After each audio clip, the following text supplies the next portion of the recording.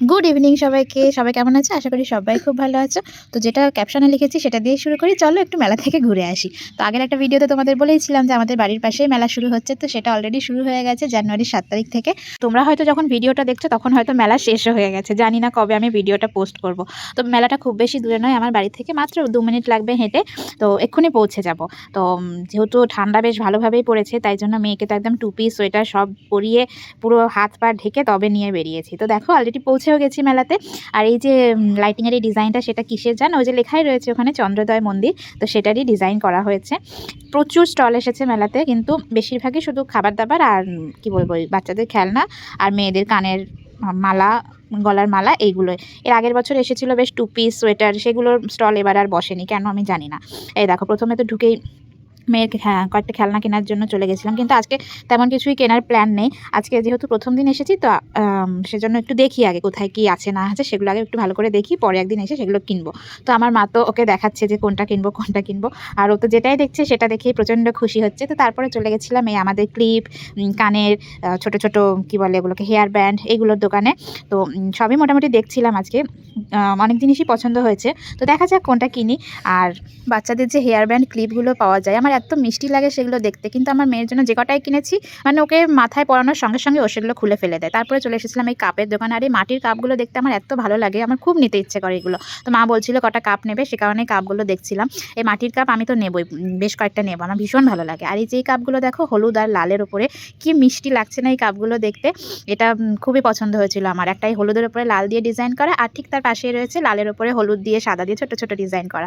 খুব মিষ্টি লাগছিল এই কাপগুলো দেখতে। তো তারপরে তো আমার বেশ ঠান্ডা লাগছিল, তাই জন্য ভাবলাম মাথাটা ঢেকে নিই, এত আমার স্টাইল মারার দরকার নেই, এখানে আমাকে দেখার মতন কেউ নেই। তারপরে সামনের দিকে স্টেজের ওদিকে চলে গেলাম। তারপর দেখলাম আজকে নাটক হচ্ছে। আর এখন যেহেতু আমরা মানে তাড়াতাড়ি চলে এসেছি, মানে এখন প্রায় 6:30 পৌনে 7টা বাজে, তাই জন্য এখনও অতটা ভিড় হয়নি, মোটামুটি ফাঁকাই আছে, দেখতেই পাচ্ছ তোমরা।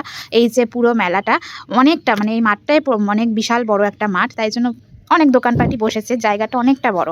তো তারপরে নাটক ওখান থেকে দেখে তারপরে চলে গেছিলাম আমরা নাগরদোলার ওদিকে। মেয়েকে নাগরদোলাতে ভাবছিলাম বসাবো, কিন্তু ও তো এখনো হাঁটাই শেখেনি, তাই জন্য বসানোর সাহস পাচ্ছিলাম না। আর ওই যে দেখতে পাচ্ছ দূরে ধোঁয়া উঠছে, আমি অনেকক্ষণ থেকে ওটা খেয়াল করছি, কিন্তু কিসের ধোঁয়া সেটা আমি কিছুতেই বুঝতে পারছি না।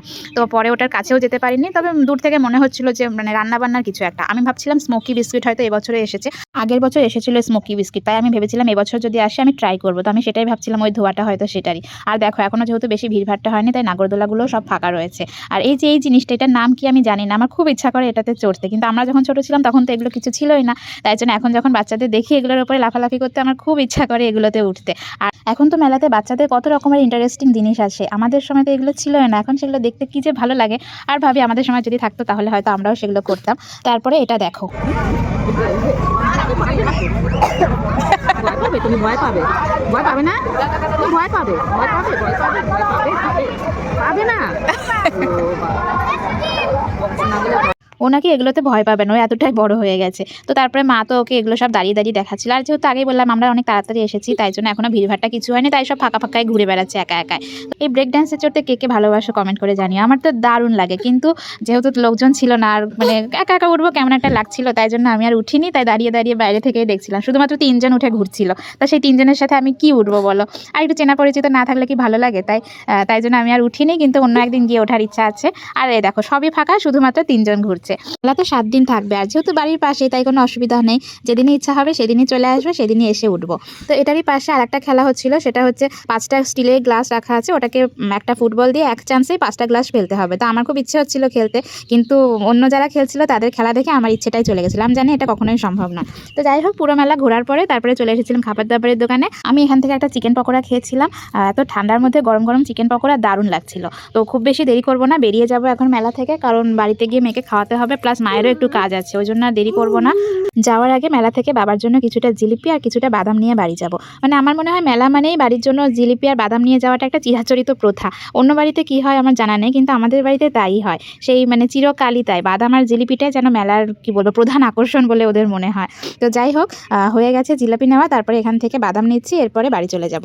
আমরা যখন মেলা থেকে বেরোচ্ছিলাম তখন প্রচুর লোক ঢুকছিল মেলাতে, তাই জন্য বুঝলাম এবার মেলাতে ভিড়টা হবে, এতক্ষণ ফাঁকায় ফাঁকায় আমরা দেখে নিয়েছি। তো মেলা থেকে বেরিয়েই আমাদের পাড়ার বেশ কিছু কাকিমার সাথে দেখা হলো, আর ওরা সবাই দাঁড়িয়ে যাচ্ছিল আমার মেয়ের সাথে কথা বলার জন্য। আর একটা কাকিমা তো ওকে মেলা থেকে একটা খেলনাও কিনে দিয়েছে, একটা ঝুনঝুনি কিনে এনেছে ওর জন্য। আর সেই ঝুনঝুনিটা পেয়ে আমার মেয়ে এত খুশি হয়েছে, ওটা কারো হাতে দিচ্ছে না, মানে ওর হাত থেকে নিতে গেলেই ও কান্না করছে এইরকম। তো যাই হোক, আজকের ভিডিওটা তাহলে এখানেই শেষ করছি। যদি ভালো লাগে তাহলে একটা লাইক করো, কমেন্ট করো, আর চ্যানেলটা সাবস্ক্রাইব করো। যদি ফেসবুক পেজ থেকে দেখে থাকো তাহলে পেজটাকে ফলো করো। তো টাটা, বাই বাই, সবাই খুব ভালো থেকো, সুস্থ থেকো। খুব তাড়াতাড়ি দেখা হবে অন্য কোনো ভিডিওতে। টাটা।